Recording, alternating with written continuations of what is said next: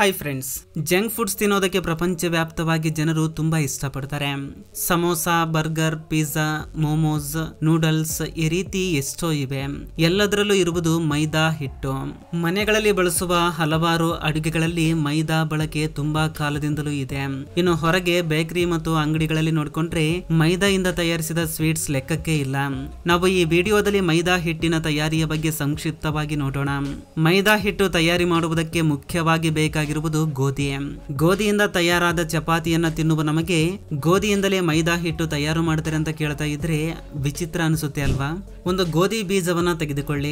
ಅದರಲ್ಲಿ bran, endosperm, germ ಎನ್ನುವ 3 ಭಾಗಗಳು ಇರ್ತವೆ. ನಾವು ಇವುಗಳನ್ನ ಗಮನಿಸಿದ್ರೆ ಬ್ರಾನ್ ಎನ್ನುವುದು ಗೋಧಿಯ ಮೇಲ್ಪದರು. ಇದರಲ್ಲಿ ಫೈಬರ್, ಮಿನರಲ್ಸ್ ಮತ್ತು ವಿಟಮಿನ್ ಬಿ ಇರುತ್ತೆ. ಬೀಜದ ಮಧ್ಯಭಾಗದಲ್ಲಿ ಎಂಡೋಸ್ಪರ್ಮ್ ಇರುತ್ತೆ. ಇದರಲ್ಲಿ ಹಿಟ್ಟು ಪದಾರ್ಥ ಅಂದ್ರೆ ಸ್ಟಾರ್ಚ್ ಮತ್ತು ಕಾರ್ಬೋಹೈಡ್ರೇಟ್ಸ್ ಇರ್ತವೆ. ಇನ್ನು ಒಳಗಿರುವ ಜರ್ಮ್ ನಲ್ಲಿ ನ್ಯೂಟ್ರಿಯೆಂಟ್ಸ್, ವಿಟಮಿನ್ಸ್, ಮಿನರಲ್ಸ್ ಮತ್ತು ಆರೋಗ್ಯಕರವಾದ ಫ್ಯಾಟ್ ಇರುತ್ತೆ. ಇಲ್ಲಿ ಮುಖ್ಯವಾಗಿ ಗಮನಿಸಬೇಕಾಗಿರುವುದು ಮೈದಾ ಹಿಟ್ಟು ತಯಾರು ಮಾಡಲಿಕ್ಕೆ ಬ್ರಾನ್ ಮತ್ತು ಜರ್ಮ್ ನ ಬೇರ್ಪಡಿಸುತ್ತಾರೆ. ಇನ್ನು ಉಳಿದಿರುವುದು ಎಂಡೋಸ್ಪರ್ಮ್ ಮಾತ್ರ, ಅಂದ್ರೆ ಸ್ಟಾರ್ಚ್ ಮತ್ತು ಗ್ಲುಟೆನ್ ರೂಪದಲ್ಲಿರುವ ಪದಾರ್ಥಗಳು. ಇವುಗಳನ್ನು ಶೇಖರಿಸಿ ಮೈದಾ ಹಿಟ್ಟನ್ನು ತಯಾರು ಮಾಡ್ತಾರೆ. ಈಗ ಮೈದಾ ತಯಾರಿಯ ಕ್ರಮವನ್ನು ನೋಡೋಣ ಬನ್ನಿ. ಮೈದಾ ತಯಾರಿಯ ಪ್ರಕ್ರಿಯೆ ಗೋಧಿ ಕಟಾವು ಮಾಡೋದ್ರಿಂದ ಶುರುವಾಗುತ್ತೆ. ಕಟಾವು ಮಾಡುವ ಯಂತ್ರದಿಂದ ಗೋಧಿ ಬೆಳೆಯನ್ನ ಕಟಾವು ಮಾಡಿ ಅವುಗಳನ್ನ ಗೋಣಿ ಚೀಲದಲ್ಲಿ ತುಂಬಿಕೊಂಡು ಗೋಡೌನ್ಗೆ ಕಳುಹಿಸ್ತಾರೆ. ಫ್ಯಾಕ್ಟರಿನಲ್ಲಿ ಇರುವ ಒಂದು ರೂಮ್ ನಲ್ಲಿ ಒಂದು ದೊಡ್ಡ ಜಾಲಡಿ ಇರುತ್ತೆ. ಅದರ ಮೇಲೆ ಗೋಧಿ ತುಂಬಿರುವ ಗೋಣಿ ಚೀಲಗಳನ್ನ ಬಿಚ್ಚಿ ಗೋಧಿಯನ್ನ ಅಲ್ಲಿ ಹಾಕಲಾಗುತ್ತೆ. ಈ ಜಾಲಡಿಯ ಮೂಲಕ ಕೆಳಗಿರುವ ಒಂದು ದೊಡ್ಡ ಸ್ಟೋರೇಜ್ ಟ್ಯಾಂಕ್ ನಲ್ಲಿ ಗೋಧಿ ಸೇರ್ಕೊಳ್ಳುತ್ತೆ. ನಂತರ ಗೋಧಿಯಿಂದ ಸ್ವಲ್ಪ ಸ್ಯಾಂಪಲ್ಸ್ ನ ತೆಗೆದುಕೊಂಡು ಟೆಸ್ಟಿಂಗ್ ಮಾಡ್ತಾರೆ. ಆ ಗೋಧಿಯಲ್ಲಿರುವ ತೇವಾಂಶ, ಗ್ಲುಟೆನ್, ಸ್ಟಾರ್ಚ್, ಇತರೆ ಪೌಷ್ಟಿಕಾಂಶಗಳ ಪ್ರಮಾಣ, ಇನ್ನಿತರೆ ವಿವರಗಳನ್ನ ಶೇಖರಣೆ ಮಾಡ್ತಾರೆ. ನಂತರ ಈ ರೀತಿ ಸ್ಟೋರೇಜ್ ಮಾಡಿರುವ ಗೋಧಿಯನ್ನ ಪ್ರತ್ಯೇಕವಾದ ಕನ್ವೇರ್ ಬಕೆಟ್ ಮೂಲಕ ಫ್ಯಾಕ್ಟರಿ ಮೇಲ್ಭಾಗಕ್ಕೆ ತೆಗೆದುಕೊಂಡು ಹೋಗ್ತಾರೆ. ಇದನ್ನ ಟಾಪ್ ಟು ಬಾಟಮ್ ಅಪ್ರೋಚ್ ಎಂದು ಕರೆಯುತ್ತಾರೆ. ಅಂದ್ರೆ ಭೂಮಿ ಆಕರ್ಷಣಾ ಶಕ್ತಿಯ ಮೂಲಕ ಗೋಧಿಯನ್ನ ಎತ್ತರದಿಂದ ಕೆಳಗೆ ಬೀಳೋ ಹಾಗೆ ಮಾಡ್ತಾರೆ. ಈ ಪ್ರಕ್ರಿಯೆಯಲ್ಲಿ ಇವುಗಳನ್ನ ಸ್ವಚ್ಛಗೊಳಿಸಲಾಗುತ್ತೆ. ಪ್ರೀ ಕ್ಲೀನಿಂಗ್ ಪ್ರೋಸೆಸ್ ಭಾಗವಾಗಿ ಗೋಧಿಯನ್ನ ಜಾಲಡಿ ಡ್ರಮ್ ಮೂಲಕ ಕಳುಹಿಸಲಾಗುತ್ತೆ. ಆ ಜಾಲಡಿಯ ಡ್ರಮ್ ಒಂದೇ ಸ್ಥಳದಲ್ಲಿ ಸ್ಥಿರವಾಗಿದ್ದು ತಿರುಗುತ್ತಾ ಇರುತ್ತೆ. ಆಗ ಗೋಧಿಯಲ್ಲಿ ಇರುವಂತಹ ಪ್ಲಾಸ್ಟಿಕ್, ದಾರ, ಪೇಪರ್ ನಂತಹ ತ್ಯಾಜ್ಯವನ್ನ ತೊಲಗಿಸಲಾಗುತ್ತೆ. ನಂತರ ಗೋಧಿಯನ್ನ ಗ್ರಾವಿಟಿ ಕ್ಲೀನಿಂಗ್ ನಲ್ಲಿ ಕಳುಹಿಸಲಾಗುತ್ತೆ.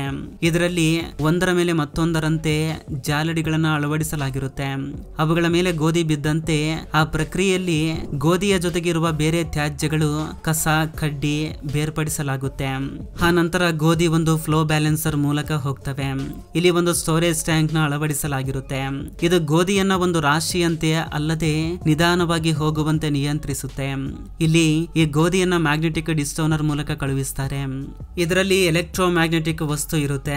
ಇದು ಗೋಧಿಯಲ್ಲಿ ಬೆರೆತಿರುವ ಲೋಹದ ವಸ್ತುಗಳನ್ನ ಅಂದ್ರೆ ಕಬ್ಬಿಣ, ತಂತಿ, ನಟ್ಸ್, ಬೋಲ್ಟ್, ಮೊಳೆ, ಇನ್ನಿತರ ಕಬ್ಬಿಣದ ವೇಸ್ಟ್ ನ ಆಕರ್ಷಿಸಿಕೊಂಡು ಸೆಳೆದುಕೊಳ್ಳುತ್ತೆ.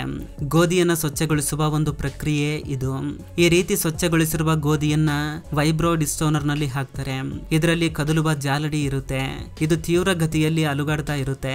ಈ ರೀತಿ ಅಲುಗಾಡುತ್ತಿರುವ ಜಾಲಡಿ ಗೋಧಿಯಲ್ಲಿರುವ ಸಣ್ಣ ಪುಟ್ಟ ಕಡ್ಡಿಗಳನ್ನೆಲ್ಲ ಜಾಲಡಿ ಹಿಡಿಯುತ್ತೆ. ನಂತರ ಇವುಗಳನ್ನ ಡಿಸ್ಟೋನರ್ ನಲ್ಲಿ ಹಾಕಲಾಗುತ್ತೆ. ಇದರಲ್ಲಿ ಒಂದು ಪ್ರತ್ಯೇಕವಾದ ಜಾಲಡಿ ಇರುತ್ತೆ. ಈ ಡಿಸ್ಟೋನರ್ ಒಂದು ಕಡೆ ಬಾಗಿರುತ್ತೆ. ಬಾಗಿರುವ ಸ್ಥಳದಿಂದ ಗಾಳಿಯನ್ನ ಕಳುಹಿಸಲಾಗುತ್ತೆ. ಇದರಿಂದ ಗೋಧಿ ಪ್ರಯಾಣಿಸುವಾಗ ಅದರಲ್ಲಿರುವ ಕಲ್ಲು, ಮೊಳೆ, ಗಾಜಿನ ಚೂರುಗಳಂತಹ ಭಾರವಾದ ಪದಾರ್ಥಗಳು ಆ ಜಾಲಡಿಯಲ್ಲಿರುವ ಕೆಳಭಾಗಕ್ಕೆ ಸೇರಿಕೊಳ್ಳುತ್ತವೆ. ಸರಳವಾಗಿರುವ ಗೋಧಿ ಮೇಲ್ಭಾಗಕ್ಕೆ ಹಾರುತ್ತೆ. ಕೆಳಗಡೆಯಿಂದ ಗಾಳಿ ಒತ್ತಡ ನಿರಂತರವಾಗಿ ಬರೋದ್ರಿಂದ ಕಲ್ಲು, ಗೋಧಿ ಬೇರೆಯಾದಂತೆ ಇರುತ್ತೆ. ಈ ಸಂದರ್ಭದಲ್ಲಿ ಜಾಲಡಿಯ ಕೆಳಭಾಗದಲ್ಲಿ ಉಳಿದಿರುವ ಕಲ್ಲು, ಗಾಜಿನ ಪದಾರ್ಥಗಳು ಜಾಲಡಿಗೆ ಇರುವ ಪ್ರತ್ಯೇಕವಾದ ಭಾಗದಿಂದ ನಿಧಾನಕ್ಕೆ ಬೇರೆ ಸೇರ್ಕೊಳ್ತವೆ. ಇನ್ನು ಗೋಧಿ ಭೂಮಿಯ ಆಕರ್ಷಣೆಯ ಕಾರಣದಿಂದ ಕೆಳಮುಖದಲ್ಲಿರುವ ಸ್ಥಳಕ್ಕೆ ಸೇರ್ಕೊಳ್ಳುತ್ತೆ. ಆ ಗೋಧಿ ಈ ಭಾಗದಲ್ಲಿ ಅಳವಡಿಸಿರುವ ಸ್ಥಳಕ್ಕೆ ಬೀಳ್ತಾ ಇರುತ್ತೆ. ಈ ಡಿಸ್ಟೋನರ್ ಸಣ್ಣ ಸಣ್ಣ ಕಲ್ಲುಗಳನ್ನು ಸಹ ಬೇರ್ಪಡಿಸುತ್ತೆ. ಗೋಧಿ ವ್ಯರ್ಥವಾಗದಂತೆ ಈ ಶುದ್ಧತೆಯ ಪ್ರಕ್ರಿಯೆ ನಿರ್ವಹಿಸಲಾಗುತ್ತೆ. ನಾವು ಇನ್ನಾದರೂ ಗೋಧಿಯನ್ನ ಸ್ವಚ್ಛಗೊಳಿಸುತ್ತಲೇ ಇದ್ದೀವಿ. ಈ ರೀತಿ ಸ್ವಚ್ಛಗೊಳಿಸಿದ ಗೋಧಿಯನ್ನ ಸ್ಕೋರರ್ ಮಷೀನ್ ಅಲ್ಲಿ ಕಳುಹಿಸಲಾಗುತ್ತೆ. ಇದರಲ್ಲಿ ಒಂದು ಡ್ರಮ್ ನಲ್ಲಿ ಸುತ್ತಾಡುವ ರೋಲರ್ ಇರುತ್ತೆ. ಇದರ ಮೇಲೆ ಹಲ್ಲುಗಳಂತಹ ಮಾರ್ಕ್ಸ್ ಇರ್ತವೆ. ಡ್ರಮ್ಗೆ ಮತ್ತು ರೋಲರ್ ಮಧ್ಯೆ ಇರುವ ಸಣ್ಣದಾದ ಖಾಲಿ ಪ್ರದೇಶದಿಂದ ಗೋಧಿ ಹೋಗುವಂತೆ ಏರ್ಪಡಿಸುತ್ತಾರೆ. ಆಗ ಅಲ್ಲಿ ಘರ್ಷಣೆ ಏರ್ಪಡುತ್ತೆ. ಅಂದ್ರೆ ಆ ಹಲ್ಲುಗಳ ಮಧ್ಯೆ ಇರುವ ಗೋಧಿಗೆ ತುಂಬಾ ಪ್ರೆಷರ್ ಏರ್ಪಡುತ್ತೆ. ಆ ಘರ್ಷಣೆಯಿಂದ ಗೋಧಿ ಮೇಲಿರುವ ಮಣ್ಣು ಒಟ್ಟು ಬೇರ್ಪಡುತ್ತೆ. ಅವು ಕೆಳಗಿರುವ ಜಾಲಡಿಯಿಂದ ಕೆಳಗೆ ಬೀಳ್ತವೆ. ಹಾಗೆ ಗೋಧಿ ಹೊರಗೆ ಬರುತ್ತೆ. ಇಲ್ಲಿ ಇವು ಆಸ್ಪಿರೇಷನ್ ಚಾನೆಲ್ ಮೂಲಕ ಪ್ರಯಾಣಿಸಬೇಕು. ಇಲ್ಲಿ ಕೆಳಗೆ ಬೀಳ್ತಾ ಇರುವ ಗೋಧಿಗೆ ಫ್ಯಾನ್ಸ್ ಮೂಲಕ ಗಾಳಿಯನ್ನ ಕಳುಹಿಸಲಾಗುತ್ತೆ. ಈ ಗಾಳಿಯ ಒತ್ತಡಕ್ಕೆ ಗೋಧಿಯಲ್ಲಿ ಉಳಿದಿರುವಂತಹ ಒಟ್ಟು ಧೂಳು ಬೇರ್ಪಡುತ್ತೆ. ಹೀಗೆ ಸ್ವಚ್ಛಗೊಳಿಸಿದ ಗೋಧಿ ನಮ್ಮ ಕೈಗೆ ಸೇರುತ್ತೆ. ಕೊನೆಗೆ ಗೋಧಿಯನ್ನ ಗ್ರೈಂಡ್ ವಾಷರ್ ನಲ್ಲಿ ಹಾಕ್ತಾರೆ. ಅದು ಗೋಧಿಯನ್ನ ಚೆನ್ನಾಗಿ ತೊಳೆದು ಸ್ವಚ್ಛಗೊಳಿಸುತ್ತೆ. ಆಗ ಗೋಧಿಯಲ್ಲಿರುವ ಹೊಲಸು ಪದಾರ್ಥವೆಲ್ಲ ಹೋಗಿ ಅವು ಸ್ವಚ್ಛಗೊಳ್ಳುತ್ತವೆ. ನಂತರ ಇದರಲ್ಲಿರುವ ತೇವಾಂಶವನ್ನ ತೊಲಗಿಸಲು ಗ್ರೈಂಡ್ ಡ್ರೈಯರ್ ನಲ್ಲಿ ಹಾಕ್ತಾರೆ. ಇದರಲ್ಲಿರುವ ಎಲೆಕ್ಟ್ರಿಕ್ ಹೀಟರ್, ಗಾಳಿ ಬೀಸುವ ಫ್ಯಾನ್ಗಳು ಬಿಸಿ ಗಾಳಿಯನ್ನ ಹರಡುವಂತೆ ಮಾಡ್ತವೆ. ಬಿಸಿ ಗಾಳಿ ಬೀಸುತ್ತಿರುವುದರಿಂದ ಕನ್ವೇರ್ ಬೆಲ್ಟ್ ಮೇಲೆ ಹೋಗ್ತಾ ಇರುವ ಗೋಧಿಯಲ್ಲಿರುವ ತೇವಾಂಶ ಆರುತ್ತೆ. ಈ ರೀತಿ ಸ್ವಚ್ಛಗೊಂಡ ಗೋಧಿಯನ್ನ ಸ್ಟೋರೇಜ್ ರೂಮ್ ನಲ್ಲಿ ಕಳುಹಿಸ್ತಾರೆ. ಅಲ್ಲಿ ಅವುಗಳನ್ನ ಯಾವುದೇ ರೀತಿಯ ಹುಳ ಹತ್ತದಂತೆ, ಕಸ ಕಡ್ಡಿ ಸೇರದಂತೆ, ವಾತಾವರಣದ ಕಾರಣದಿಂದ ಹಾಳಾಗದಂತೆ ಸ್ಟೋರ್ ಮಾಡಿ ಇಡ್ತಾರೆ. ಇಲ್ಲಿಯವರೆಗೂ ಗೋಧಿಯನ್ನ ಕಟಾವು ಹೇಗೆ ಮಾಡ್ತಾರೆ, ವಿವಿಧ ಹಂತದಲ್ಲಿ ಹೇಗೆ ಸ್ವಚ್ಛಗೊಳಿಸಲಾಗುತ್ತೆ ನೋಡಿದ್ರಿ. ಈಗ ಗೋಧಿ ಹಿಟ್ಟು ಬೇಕಂದ್ರೆ ಆ ಗೋಧಿಯನ್ನ ಗಿರಣಿಗೆ ಕಳುಹಿಸಿ ಗೋಧಿ ಹಿಟ್ಟನ್ನ ತಯಾರು ಮಾಡ್ತಾರೆ. ಇದು ಗೋಧಿ ಹಿಟ್ಟು. ಹಾಗಾದ್ರೆ ಮೈದಾ ಬೇಕು ಅಂದ್ರೆ ಆ ಕೆಲಸ ಸ್ವಲ್ಪ ವಿಭಿನ್ನವಾಗಿ ಇರುತ್ತೆ. ಅದನ್ನೇ ನೋಡೋಣ ಬನ್ನಿ. ಸ್ಟೋರ್ ರೂಮ್ ನಲ್ಲಿ ಇರುವ ಗೋಧಿಯನ್ನ ನೇರವಾಗಿ ಅದರಲ್ಲಿರುವ ತೇವಾಂಶವನ್ನ ಟೆಸ್ಟ್ ಮಾಡುವ ಮಷೀನ್ ಮೂಲಕ ಕಳುಹಿಸಲಾಗುತ್ತೆ. ಈ ಮಾಯಿಶ್ಚರ್ ಮೆಜರಿಂಗ್ ಡಿವೈಸ್ ನಲ್ಲಿ ಇರುವ ಮೈಕ್ರೋವೇವ್ಸ್ ಮತ್ತು ಆಪ್ಟಿಕಲ್ ಸೆನ್ಸರ್ಸ್ ಗೋಧಿಯಲ್ಲಿರುವ ತೇವಾಂಶವನ್ನ ಅಳತೆ ಮಾಡ್ತವೆ. ಆ ನಂತರ ಗೋಧಿಯನ್ನ ಟರ್ಬೋಲೈಸರ್ ಟೆಂಪ್ಲರ್ ನಲ್ಲಿ ಕಳುಹಿಸಲಾಗುತ್ತೆ. ಇದರಲ್ಲಿ ಬೇಕಾಗಿರುವ ಪ್ರಮಾಣದಲ್ಲಿ ಅದಕ್ಕೆ ನೀರನ್ನ ಬೆರೆಸ್ತಾರೆ. ಇದರಲ್ಲಿರುವ ರೊಟೇಟರ್ಸ್ ನೀರನ್ನ ಗೋಧಿಯನ್ನ ಚೆನ್ನಾಗಿ ಮಿಕ್ಸ್ ಮಾಡ್ತವೆ. ಇದರಿಂದ ಗೋಧಿಯಲ್ಲಿರುವ ತೇವಾಂಶ 7% ನಿಂದ 24% ಹೆಚ್ಚಾಗುತ್ತೆ. ಈ ಗೋಧಿಯನ್ನ ಹೋಲ್ಡಿಂಗ್ ಟ್ಯಾಂಕ್ ನಲ್ಲಿ ಕಳುಹಿಸಿ 10 ರಿಂದ 12 ಗಂಟೆಗಳ ಕಾಲ ಹಾಗೆ ಬಿಡ್ತಾರೆ. ಆಗ ಗೋಧಿಯ ಮೇಲ್ಪದರು ಅಂದ್ರೆ ಬ್ರ್ಯಾನ್ ಮೃದುವಾಗುತ್ತೆ. ಎಂಡೋಸ್ಪರ್ಮ್ ಹೊರಬರುತ್ತೆ. ಬ್ರ್ಯಾನ್ ಮತ್ತು ಜರ್ಮ್ ಇವೆರಡು ಟೆಕ್ಸ್ಚರ್ ಗಳನ್ನ ತೊಲಗಿಸುವುದೇ ಗೋಧಿ ತಯಾರಿಗೆ ಮುಖ್ಯ. ಈ ರೀತಿ ನಡೆದ ನಂತರ ಆ ಗೋಧಿಯನ್ನ ಕ್ರ್ಯಾಕಿಂಗ್ ಮಷೀನ್ ಮೂಲಕ ಕಳುಹಿಸ್ತಾರೆ. ಇದರಲ್ಲಿ 2 ರೋಲರ್ಸ್ ಇರ್ತವೆ. ಇವೆರಡು ಸುತ್ತುವ ವೇಗ ಬೇರೆ ಬೇರೆ ಇರುತ್ತೆ. ಇವೆರಡರ ಮಧ್ಯೆ ಸ್ವಲ್ಪ ಮಾತ್ರ ಖಾಲಿ ಪ್ರದೇಶವಿರುತ್ತೆ. ಆ ಖಾಲಿ ಪ್ರದೇಶದಿಂದ ಜಾರುವ ಗೋಧಿಯ ಬೀಜ ಹಿಟ್ಟು ಆಗದೆ ಕೇವಲ ಒಡೆಯುತ್ತೆ ಅಷ್ಟೇ, ಅಂದ್ರೆ ಸೀಳುತ್ತೆ ಅಷ್ಟೇ.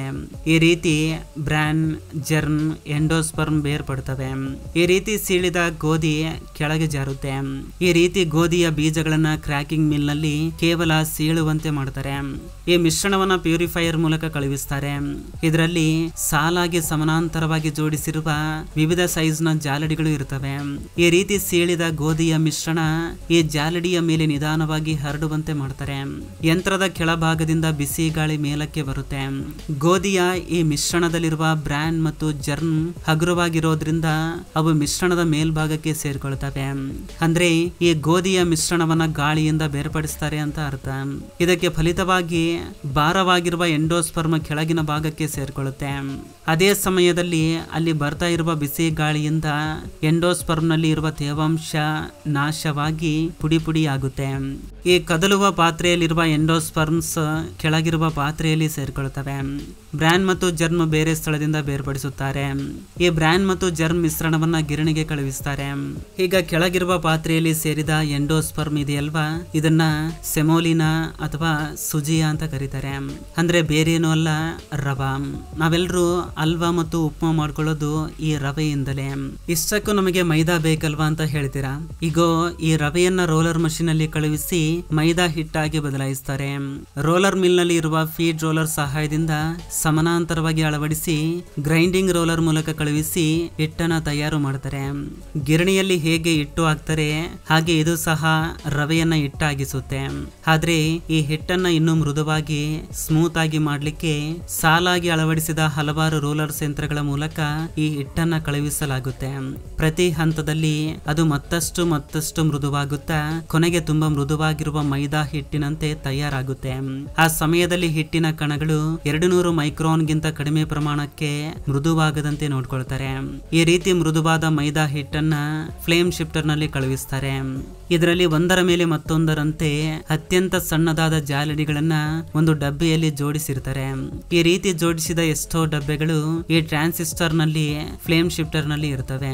ಅವು ಈ ಹಿಟ್ಟನ್ನ ಜಾಲಡಿ ಹಿಡಿಯುತ್ತಾ ಕೌಂಟರ್ ವೀಲ್ ಮೆಕಾನಿಸಂ ಮೂಲಕ ಇವು ಕದಲುತ್ತವೆ.